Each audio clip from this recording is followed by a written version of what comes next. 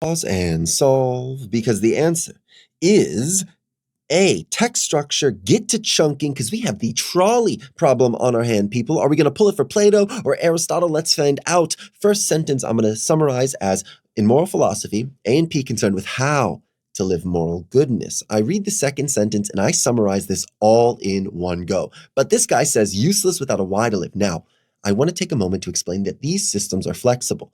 You might want to chunk before the dash and after the dash so that you can make sure that you're agreeing on either side, because that's what this dash is doing. Like a colon, right side, exemplifying or explaining the left side. But I am so comfortable with this text that I go for it all at once, baby. Now, the final sentence gets its own chunk. However, some moral philosophies do how and why. I feel very good about this text, so I'm going to go into it. It provides a characterization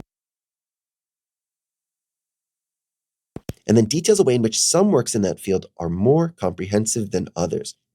A little weird is this one. Then details a way, I guess the more comprehensiveness can come from the fact that he defined it as only giving one piece of the puzzle, and then some people do both. So A's nice. I'll leave him on the table. I look to B. It mentions 2 renowned works, true, and then claims that despite their popularity, no. This is counting on the fact that you do recognize these names, Plato and Aristotle, that there must be popularity, but we're not going to read that into the text. Furthermore, it's impossible for these. We aren't saying that they were even trying to engage with the how and why, but I would fight the fight first on that popularity thing. That's an easy take off the table. B false. C, it summarizes the history of a field of thought. Maybe. It does talk about Plato and Aristotle, discussing 2 works and proposes for further research for specialists in that field. No, that's not what the end does.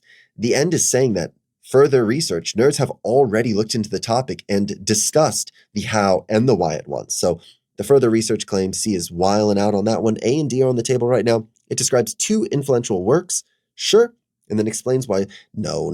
This is, again, playing some little game of popularity. And A was right? Those readings that I did for the second half do confirm that A is the right answer.